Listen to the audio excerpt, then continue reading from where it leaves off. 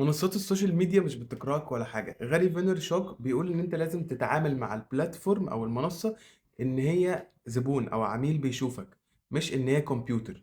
الفكرة مش في إنك تكتب كابشن صح أو إن أنت تخلي الفيديو بتاعك بمقاس معين، مش هو دوت اللي هيخليه ينتشر. حقيقة إن الألجوريزم ديت الناس اللي بتتفرج على الفيديو بتاعك وعلى حسب هما بيتفاعلوا مع الفيديو إزاي هو دوت اللي بيحدد هينجح ولا لأ. المرة اللي جاية لو حسيت إن المنصة بتكرهك أو كده فلأ، أنت ممكن أنت بس المحتوى بتاعك مش مظبوط أو أنت مش عارف تستهدف الناس بتاعتك صح.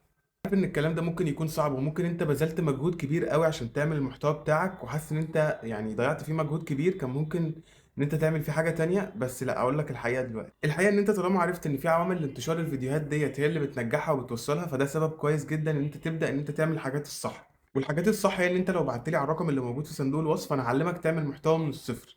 ان انت تبدأ ان انت تحترف ان انت تبيع على الانترنت، سواء انت عندك منتجات تبيعها او ما عندكش يعلمك ليه منتجات. ولو انت عايز تعمل اونلاين بيزنس ان انت تطلع فلوس مثلا من المشاهدات بتاعت الفيديوهات او الحاجات ديت، فانا بساعدك في كده، لان بعلمك تجيب افكار ما بتنتهيش للفيديوهات بتاعتك. غير كده كمان انا عندي خدمه اسمها كوتشنج، بكون معاك خطوه بخطوه لو انت دكتور او مهندس او ايا كان مجالك ايه، مش عارف تنتشر، فبساعدك ان انت تنتشر.